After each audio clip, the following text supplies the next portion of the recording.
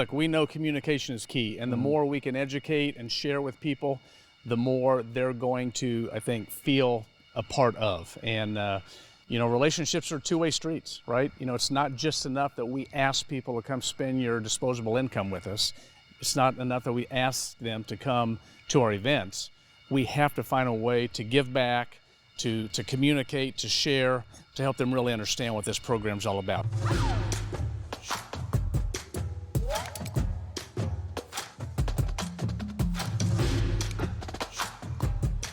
Welcome to Name, Image, and MicNess. I'm your host, Carter Simino, founder of the Acadiana Cast Network. Man, I'm so excited for the release of this show. It's been a lot of months in the works, and we have some really exciting things that we will be bringing you guys in the coming months and weeks, all about the Cajuns. Through this show, we'll be giving Cajuns fans unique access to Louisiana athletes via our friends over at Crew Along. Not just athletes, though. We'll be talking with coaches, staff, administration, business owners, supporters of the Raging Cajuns around Acadiana. But a lot of this is thanks to our friends at Crew Along, the NIL collective for Louisiana Athletics. We'll have more on how to get involved with them in just a bit. But, with the show, we want to inform and educate folks about the world of name, image, and likeness. Now you get the title. It's punny. Specifically here in Acadiana, all while trying to entertain you along the way. And I think we'll do just that. Now, a little bit about me. I am a graduate of UL, graduated in Mass Comm, the concentration in broadcasting, went and worked for the local news for a few years as a reporter, MMJ, multimedia journalist for those not in the business, and also as a morning desk anchor over at News 15. But along the way, I wanted to do something different. I wanted to create podcasts and give other people around Acadiana the chance to tell their own story, and hence Acadiana Cast was born. And just really excited to be here. I'm a massive Cajun sports fan. Don't have any sort of credibility when it comes to playing sports.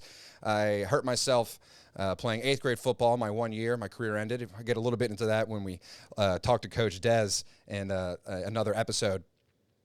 But I also play travel soccer, but I'm a massive sports fan, much like so many of you around South Louisiana, and proud to be a Raging Cajun supporter, and just really excited to talk about ball, learn about different elements of different sports that maybe don't get as much shine, and specifically talking to these athletes. A lot of these guys who want to stay here in Acadiana once they graduate, they're a part of our community, and a lot of what we're going to be talking about is going to be showing you guys how to help those players especially. But enough about me, enough about the show. We're going to talk about what's happening in this episode. Our first episode features none other than a Vice President for Intercollegiate Athletics, Dr. Bryan Maggard. We take a dive into the ever-changing world of college athletics from an NIL perspective. We talk about what needs to happen and why it needs to happen in order to put out a championship-level product on the field, on the court, the track, the course, and the diamond. I think that's all of the playing services of our sports here at UL. And plus, how Cajun Nation will play a direct role in that. But before we get to that conversation, I need to talk to you about our title sponsor of today's episode, UL EDF and the Art of Business. Are you a local business looking to make a meaningful impact in your community? Well, welcome to the Art of Business, a personal and professional development program brought to you by Upper Lafayette Economic Development Foundation, where creativity meets commerce and where your business can be more than just a name. It's a cornerstone of community and economic growth. Upper Lafayette isn't just about networking. It's about building a stronger, more vibrant community where businesses like yours thrive. By joining us, you're not just getting a seat at the table, you're becoming a vital part of a movement that supports local art, culture, and economic growth of our area. Now, you're probably asking, what's in it for me? What's in it for you? Imagine your business gaining visibility, all while contributing to the cultural fabric of Lafayette. Plus, with our strong network of like-minded businesses and community leaders, you'll have endless opportunities to connect, collaborate, and grow alongside creatives, student athletes, and vetted members of our community. Ready to take your business to the next level? Join Upper Lafayette Economic Development Foundation today and be a part of the Art of Business program. Visit our website at upperlafayette.com or follow us on social media to learn more. Together, Let's create a community where business is an art. And now, with all that being said, here's Dr. Bryan Maggard.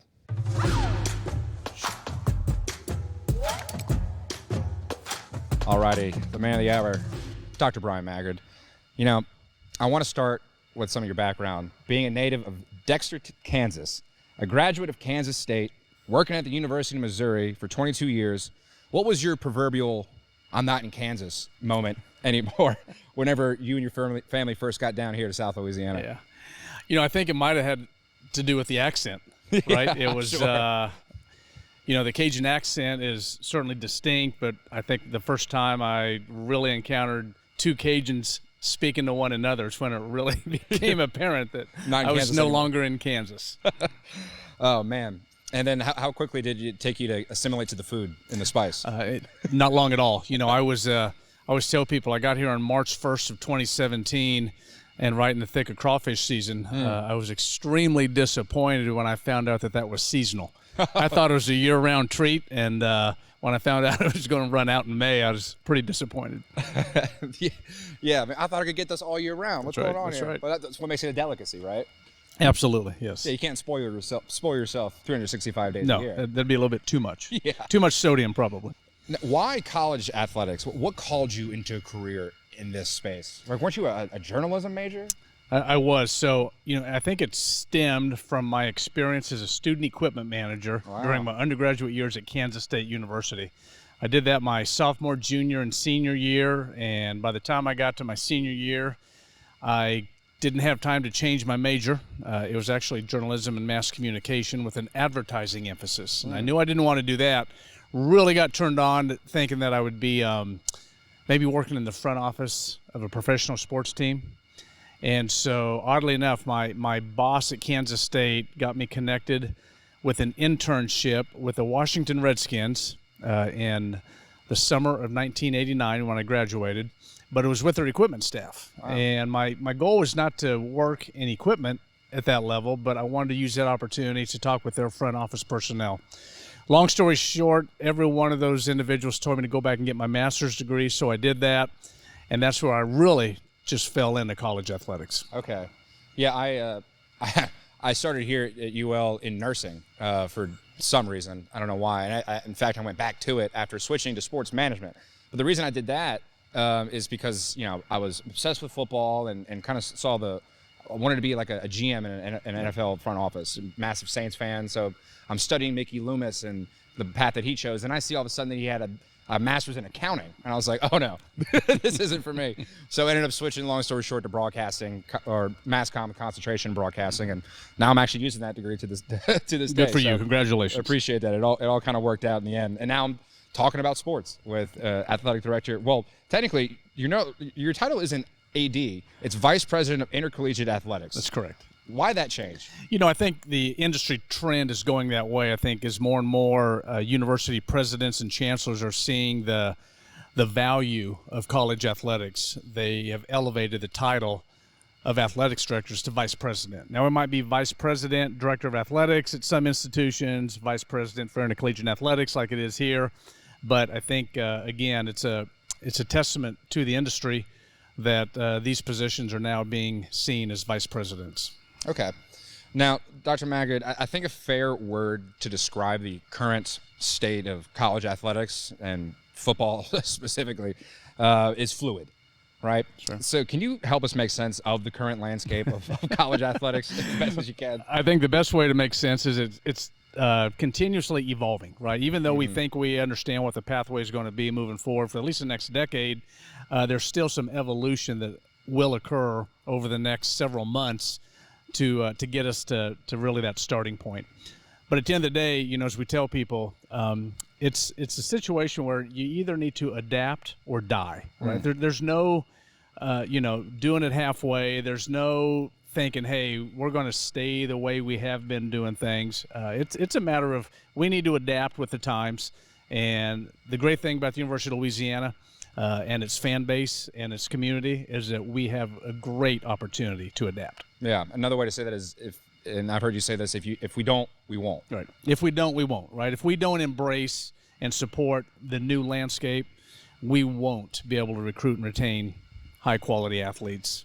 And I could say that the same about winning championships moving forward, and certainly if we don't embrace and support NIL and the new landscape, we're going to have a hard time retaining quality coaches. Yeah, and I heard you touching, and you and I have talked about this in a meeting before, but I heard you on Footnotes with Kevin Foote on a radio hit recently, and you're talking about these new laws that are coming through, and this big surplus of money that is going to a lot of schools, but we won't be taking part in that. Can you explain that whole thing and why we aren't? Yeah, that all centers around 4 elements associated with a NCAA lawsuit settlement that is certainly in the works. It's not finalized yet, but it's all but. And we think that by the end of this by the end of this calendar year, that these elements will be finalized. But in essence, it's this. Element 1 is there's going to be a $2.7 billion back pay to student athletes who started college as far back as 2016. And the end class date, we don't know for sure, but probably somewhere around 2019, 2020. That still has yet to be determined. Kind of right before NIL was in. Right. And so that $2.7 billion payback is going to be spread out over 10 years. So it's going to be $270 million per year for the next 10 years. Now, there's a formula that's going to be established on how that gets distributed to student athletes, but that's the number one element associated with it. Former student athletes, those who did not have the opportunity to take advantage of name, image, and likeness. While all this stuff was in the media, people were talking about it. It's coming down the pipe. This NIL thing is that kind of like the thought process? Because why not before 2016? Right, exactly. And I think at the end of the day, this came about because a student athlete filed suit against the NCAA. Well, they turned it into a class action lawsuit so they could help capitalize and capture a lot more student athletes than this one young man.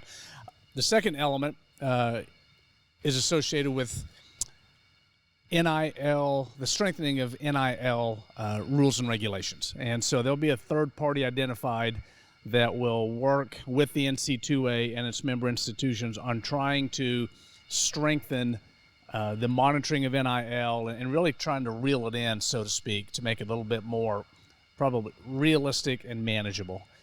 I think that's going to be challenging, but that's definitely an element of the lawsuit. The third element has to do with moving away from scholarship limits and going to roster limits. So, for example, today baseball can distribute 11.7 scholarships to as many student athletes they want on that roster. The average squad is somewhere between 30 and 40, I'd say.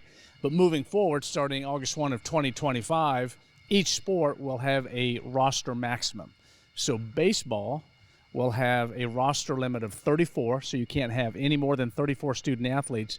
The difference is we're going away from scholarship limits, so all 34 student athletes could be on a full ride. Okay. For those schools who can afford that.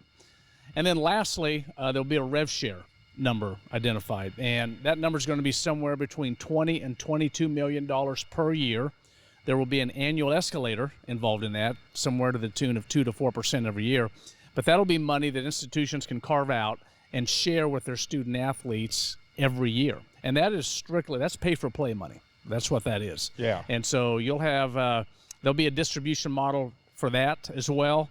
We've heard something along the lines, it could be 75% of that $20 million will go to football, 15% to men's basketball, 5% to women's basketball, and the remaining 5% shared amongst all other sport programs. Again, that has not been solidified yet, but that's certainly a formula we're hearing something about. So those are the 4 elements associated with that. So what that means is that the NCAA is going to make it permissible for member institutions to opt in. All the Power 4 schools we know are going to opt in to the $20 million rev share. They're going to have challenges finding it, but they are going to opt in. And then the next question becomes, who will be able to maximize all those scholarships? For us in the Sun Belt and certainly University of Louisiana, what has our attention are the diamond sports, baseball and softball. We want to remain competitive at the national level, so we are strategizing ways to be able to be competitive in that scholarship space, because we know that given baseball 11.7 scholarships and softball 12 scholarships moving forward, will not maintain our status within those 2 sports. And similar to probably what we're doing, you think the other group of 5 schools are going to be kind of taking the same approach? You know, it's a good question. I know a lot of my counterparts was in the Sun Belt, and a few I've talked to outside of the Sun Belt. They're definitely paying attention to this. What strategies are developing, I can't mention, but our goal is this: we want to separate ourselves from our competition. I'm not worried about trying to catch, Iowa State and Texas Tech and Baylor and Alabama on, because we're not going to be able to share $20 million every year. But if we can make some headway in the scholarship space and grow our NIL collective, we'll have a great chance to separate ourselves. Oh, that's kind of where I was going. Like, how does a program like ours not only survive but remain and stay competitive? Well, to your point, Carter, we don't want to just survive. We want to thrive. And so we're going to do it in 2 ways. One is we have to grow our collective, Crew Along. We have to have a steady cash flow for select sports to make sure that they can both recruit and retain quality athletes. If we don't have that, we're pretty much dead in the water, and we know that. So that's really objective number one, is to grow that collective, to position our sport programs to be able to manage dollars on a year-in and year-out basis. And then secondly, we need to find ways to work within that new scholarship limit, right, or the roster limit. Right. Like I said, we won't maintain the elite status we have in baseball and softball, as an example, if we're given the bare minimum scholarships moving forward. So again, those 2 areas is where we really believe that we can separate ourselves, and we're going to work really hard to do that. How do you and your staff, how do you guys find answers to their questions when so much stuff is moving and fluid and changing all the time? Part of it's just strategizing, right? Personally, I don't see these as challenges. I see them as opportunities. And, we're going to find ways to spend our current budget dollars differently to make sure that we can support the student-athlete experience at a much higher level than we have in the past. If we do that, we definitely will separate ourselves. See, there's where that accounting degree would have come in great handy. Right. We'll be right back to the conversation with Dr. Maggard in just a bit. But first, do you want to know how you can impact the lives of UL student athletes? Well, support Crew Along, the NIL collective for Louisiana athletics. Of course, we're talking all about this with Dr. Maggard, but it deserves repeating. We're trying to bring this thing to the moon, folks.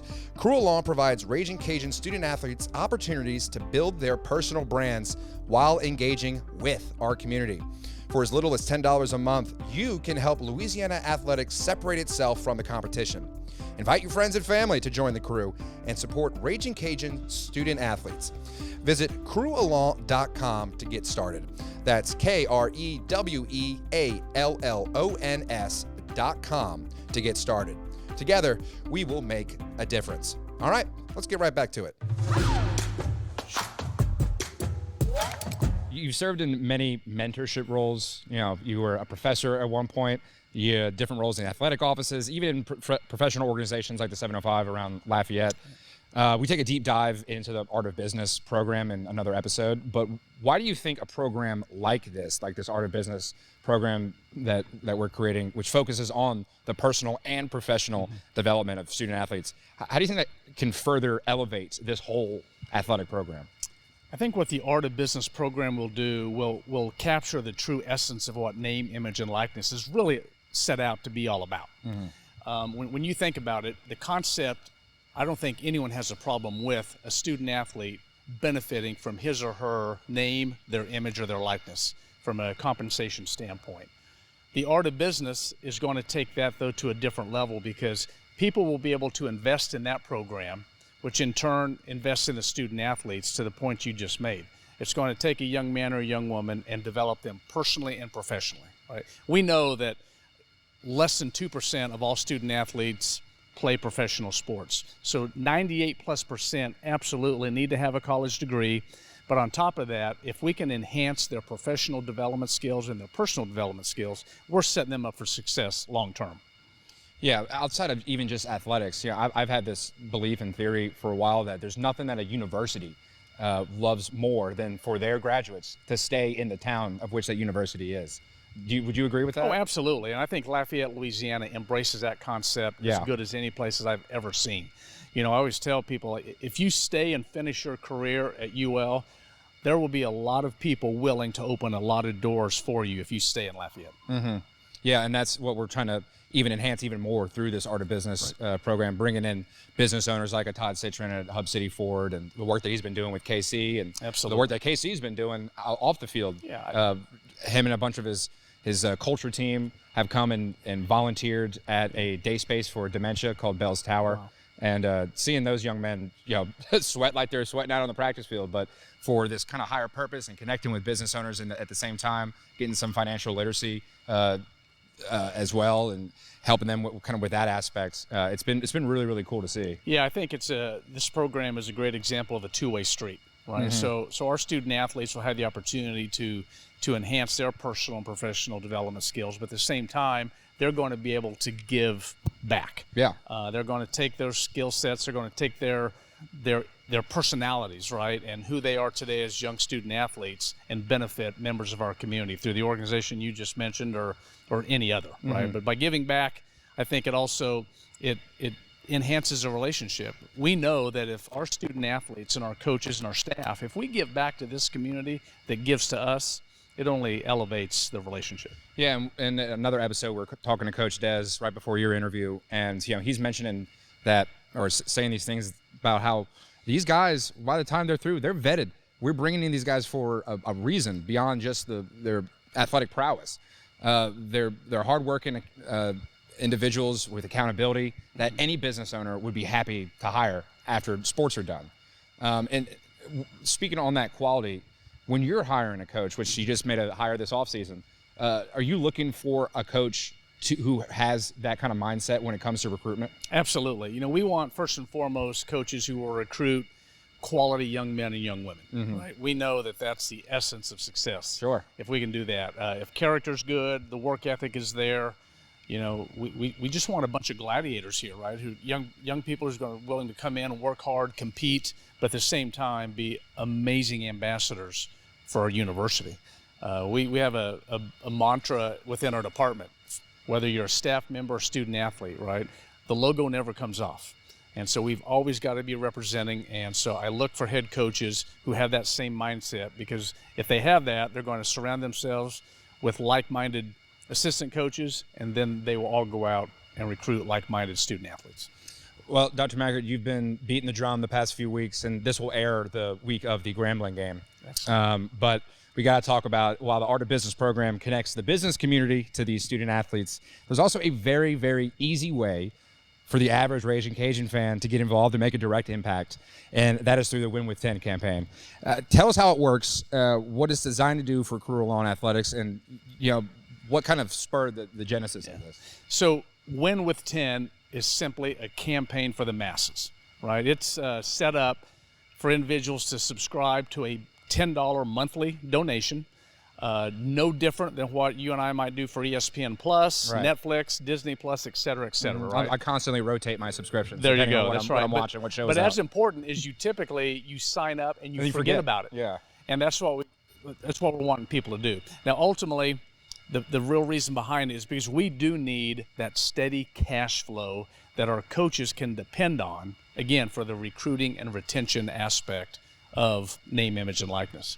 But again, the concept is that value will really allow anyone and everyone to participate if they just simply choose to do it. Mm-hmm.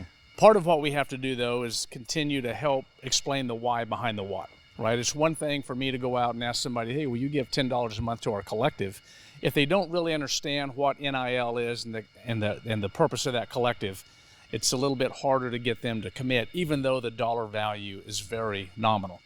So we're spending a lot of time now after this massive launch, right? And we had some good response. We knew we would. That's kind of the people who you just kind of knew would support anyway. But now we're in the phase where we're starting to contact individuals of our, what we call the affinity groups. Season ticket holders, RCF members, former student athletes, single game ticket buyers, people who we know within our database that already have an affinity for UL. That's who we're targeting first. And if we can hit the numbers that we need to hit, we'll position our sport programs to have that necessary steady cash flow year in and year out to be able to recruit and retain. Yeah, I find it just so cool as a fan that, I don't have the opportunity to give a big brand deal or a car to a student athlete or something like that. But what I can do is sign up for this, pay $10 a month, and I'm actively helping the program succeed. And you're helping in a way much bigger than that $10 reflects. I promise you that. Again, this will be successful if and only if the masses embrace it. So all we need people to do is go to crewalon.com, click Join the Crew, choose the sport you want your money to go to, or you can pick General, which allows the collective to kind of fill in wherever the greatest needs are. Hit the $10 monthly button, and then process your credit card payment. And then the last thing we ask is you forget about it, right? Just kind of forget about that. And certainly if there are people out there who, in addition to signing up for Win with 10, because that's the most important thing we need right now, if you can sign up for maybe a one-time gift, please do, right? That could be $50, it could be $5,000, it doesn't matter. But on that same website, after you sign up for the $10 monthly subscription, you just scroll down, and the next section would allow you to choose a one-time donation, and then you fill out the credit card payment. Yeah, easy peasy. It's so simple, a Maggard can do it, and that's why we designed the website. Love that. Well, I mean, you're talking a little bit about like educating the public, and that's what this show is going to help to do, is educate the public on the NIL and the constant changing of this landscape and how it operates. And I think with full transparency, I think it's right to say that it's been kind of a bumpy ride getting this collective to where it is now, which now it's humming. It's got a great board. It's making these partnerships with Upper Lafayette Economic Development Foundation and its Art of Business initiative. We've got this show, Name, Image, and MicNess, putting this stuff out. We're taking the steps to really have a solid collective. What is something that you could tell fans and supporters of Louisiana athletics about kind of the process to get this done the right way? Well, I think first and foremost, to your point, things do need to be done the right way for them to really be successful. And we recognize that when we kind of first rolled our collective out, it was fast, it was furious, it was clunky. We know that, right? But certainly applaud those involved at that time to help us get something going. Today, it's much more sophisticated. It's simple. It's really simple, but it's much more sophisticated, and it's cleaner. It represents our athletic department in a first-class manner, even though it's its own separate entity, right? Crew Along Collective.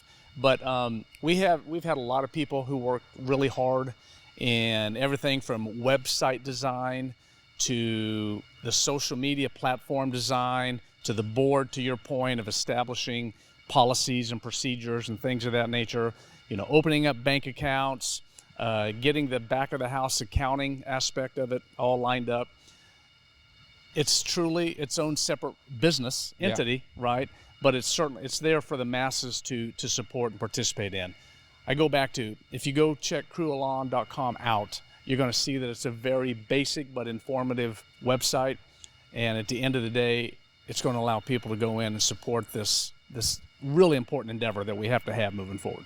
And, there's Cajun fans, young and old, different generations. I think my generation is definitely more willing to accept this whole NIL space and players getting a check or whatever. But that's what I really like about this kind of art of business curriculum and whatnot, and holding players accountable, and not just here's money, here's pay for play, which it's coming anyway. It's coming. But what would be your message to folks who just still can't wrap their head around the idea of paying a college athlete money? Well, keep in mind that when you support the collective, those funds will be used for student athletes to provide deliverables to some entity, right? It could be to a nonprofit organization where they go out and spend time with young kids who might be underprivileged, to the association that you mentioned, through the Art of Business and Upper Lafayette program. But it also could be an opportunity where the student athlete, goes and helps promote a particular local business, or they make an appearance and get paid to do that. That's the way of the future. And now that student athletes can do that, we've got to find ways to let them do that. And so it's not just putting money in their hand, for nothing.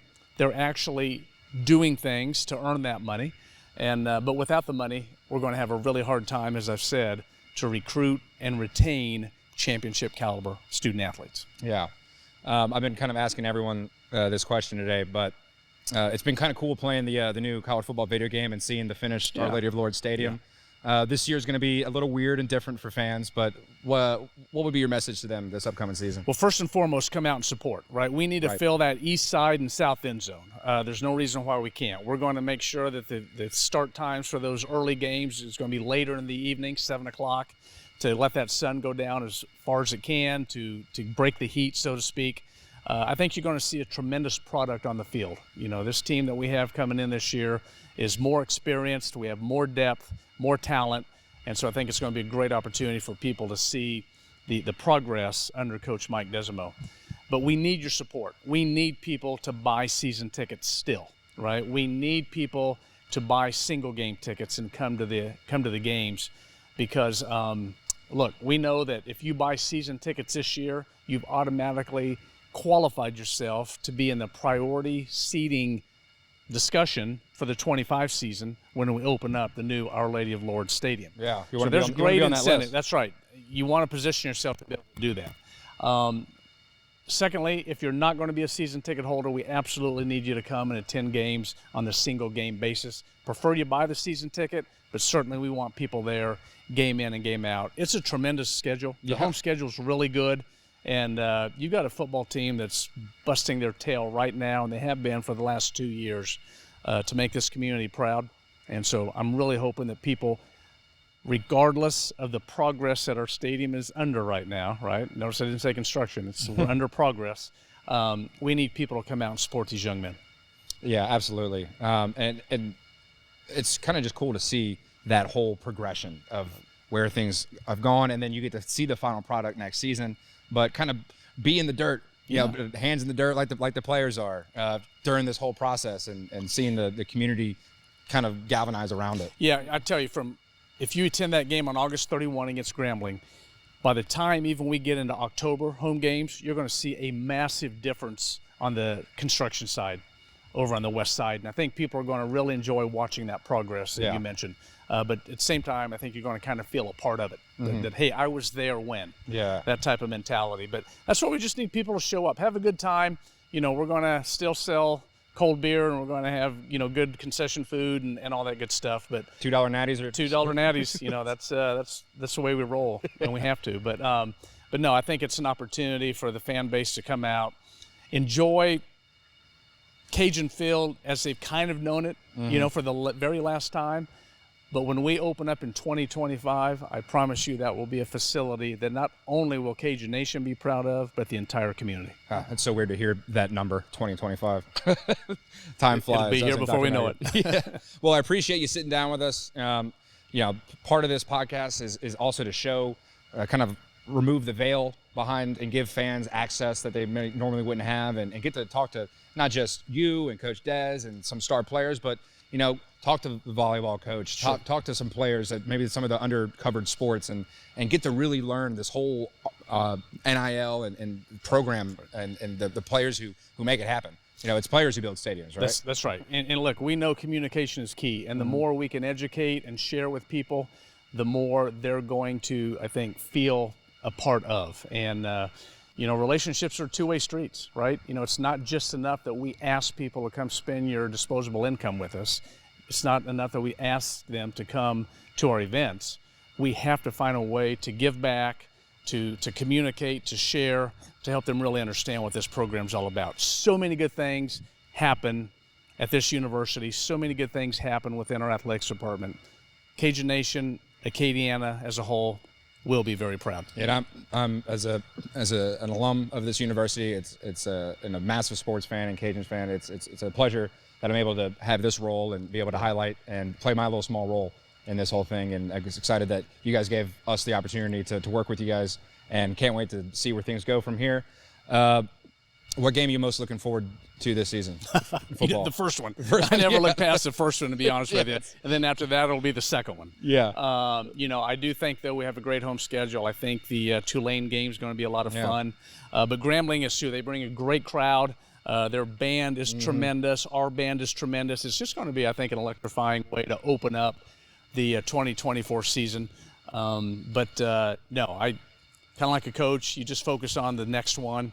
And we got to get past that one first. Well, thanks for sitting with us in the sweat box today. Hopefully the weather gets a little cooler come the fall.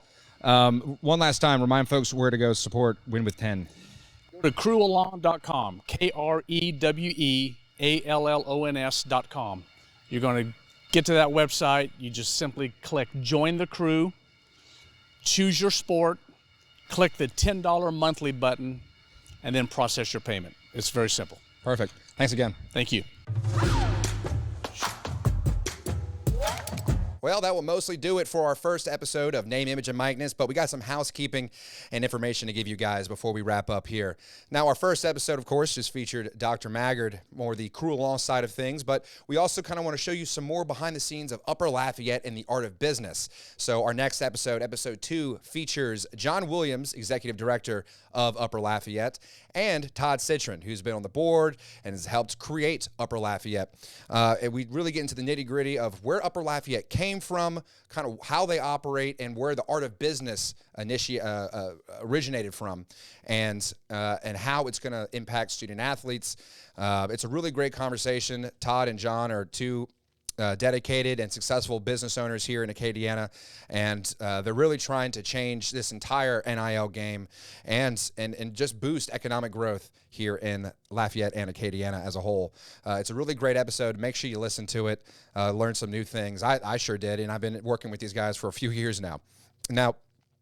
Of course, we want to thank our sponsor, once again, Upper Lafayette Economic Development Foundation and their Art of Business program for supporting this episode. If you're a business owner in Acadiana, make sure you head to upperlafayette.com to learn about how to get involved. We also want to remind fans, once again, to support Crew Law and their Win with 10 campaign. As Dr. Maggard says, if we don't, we won't, folks. So visit crewlaw.com to get started. And like I said at the top of the show, we have so much great content coming your way in the coming weeks and months, but we need your support. The easiest way to do that is to simply subscribe to the show, like it, share it on social media. It's going to be every episode you'll be able to watch on the Upper Lafayette YouTube page, and you can also listen to it on Spotify and Apple Podcast. Make sure you press that subscribe button, and it's supposed to notify you, assuming that you have your notification settings for those apps.